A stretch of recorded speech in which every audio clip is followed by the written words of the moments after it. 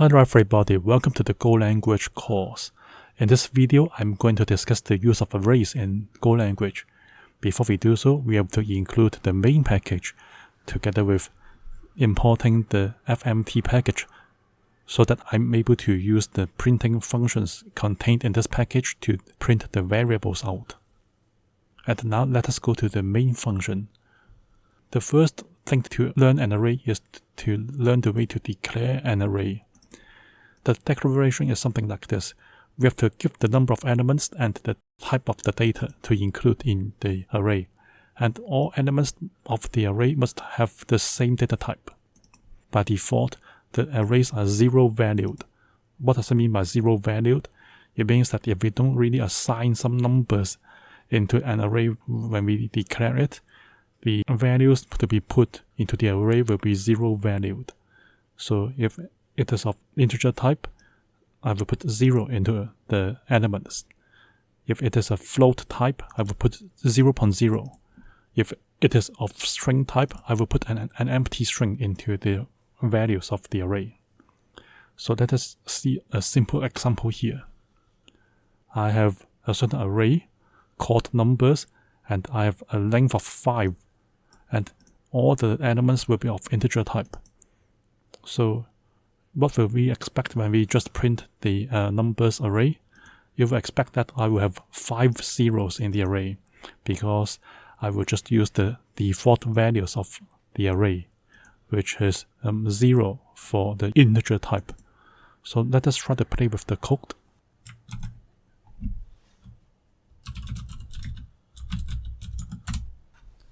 Yes, you will see 5 zeros, because I'm just using the default values if I don't do any explicit assignment when I do the declaration, okay? And then we can talk about the way to initialize an array during the declaration process. So we can see the following example.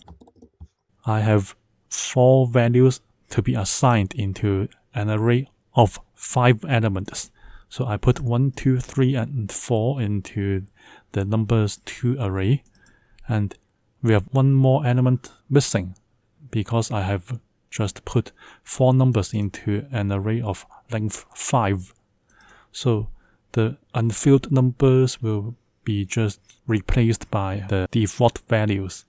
Okay, so for integer, the default value is a single 0. So you will expect that I have 1, 2, 3, 4, 0 in the printline function. So let us see the result. Yes, I will have 1, 2, 3, 4, 0 because I need to use the default value to fill in the remaining elements in my array. Okay. So let us try to see the way to access the elements in an array. We can use the square brackets following the index to indicate the element of the array. So in Go language, the arrays are 0 indexed. That means the first element of the array will be index 0, and the second element will have an index of 1, and so on. So for numbers 2, 0, it means that I want to pick up the first element in the array, which is 1. And for numbers 2, 3, I'm going to pick up the 4th element in the array, which will become 4. So let us see the result of this program. Yes, I will get 1 and 4. 1 becomes the first element, which is index 0, and index 3 will correspond to the 4th element, okay, which is just 4 in my case. We can also change the element values after our first initialization of the array. So we just say that numbers 2 index 1 becomes 9.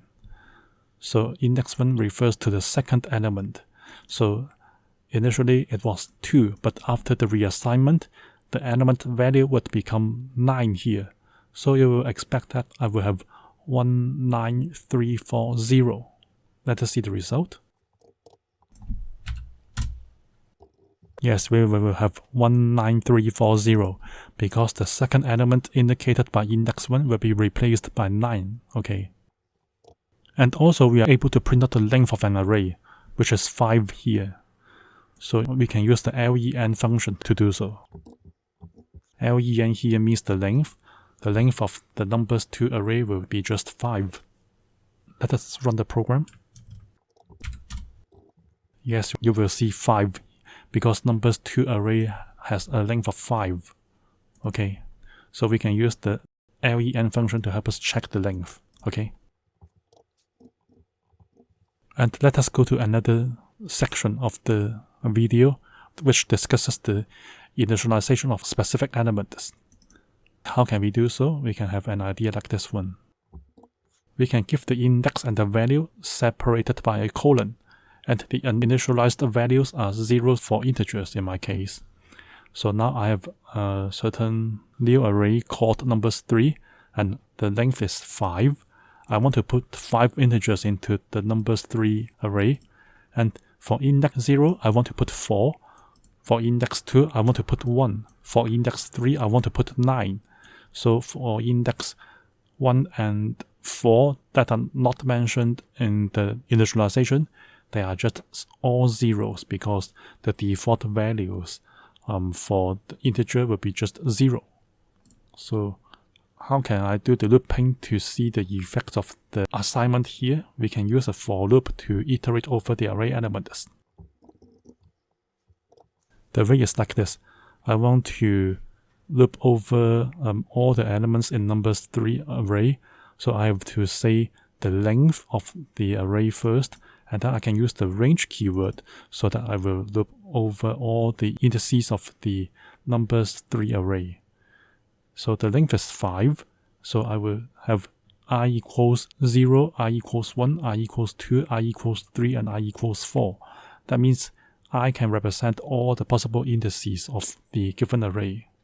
And I can also use the index to help me get the element of the array. Okay, so let us see the result of running this program. So you can see that I can print out every single element one by one.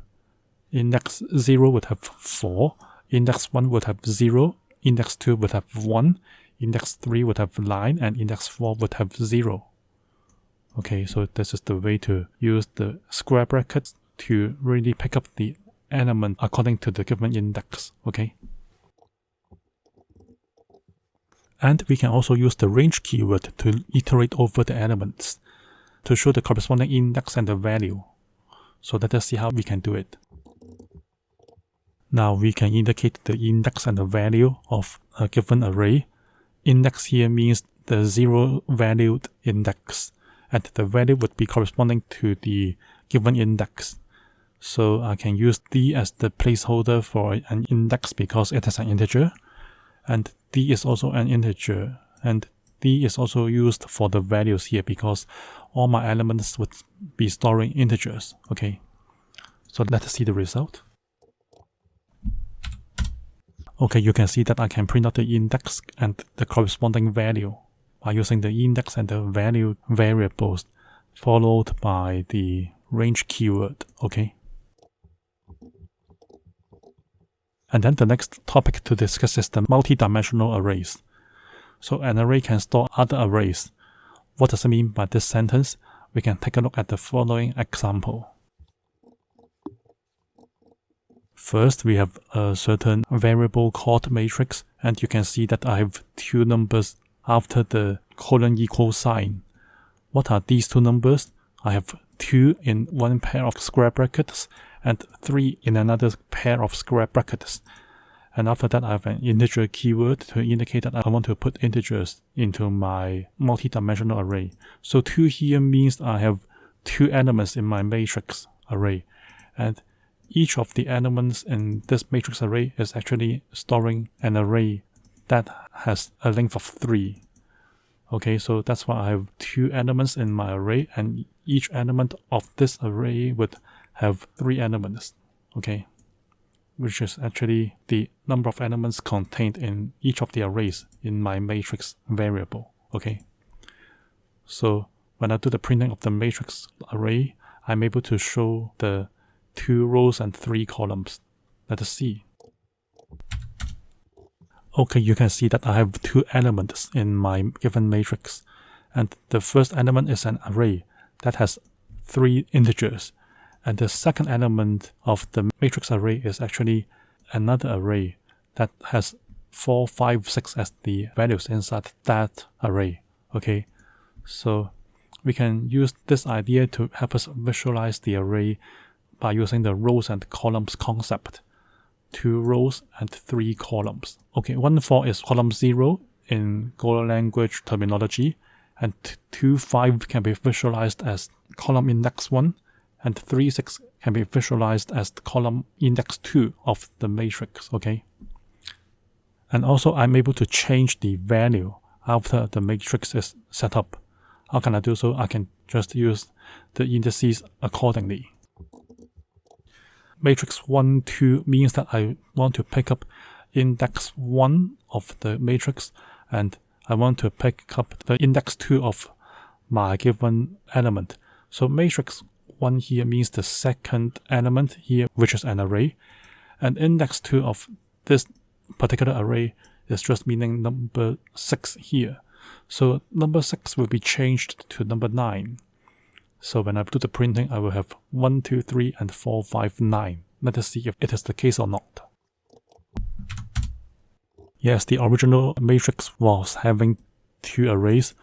The first array is 1, 2, 3, and the second array is 4, 5, 6. But for the new matrix, after the assignment of the second element and the third element of this second element, I will have 1, 2, 3, 4, 5, 9 as the result of this matrix variable. Okay, so we can do assignment of the elements by using the appropriate indices for the elements in the matrix, followed by the index inside this array. So this video has discussed a lot of things about arrays. We know how to declare an array. We know how to initialize an array during declaration. We also know how to access the element. We can even change the element values. And we can know the length of an array. And we can just initialize specific elements by indicating the index followed by the corresponding value. And we can use the range keyword to loop over the elements of an array.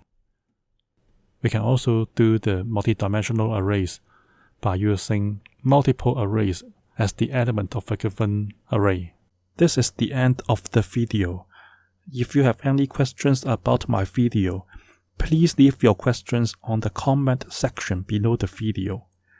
If you like this video, please give me a like and please subscribe to my channel.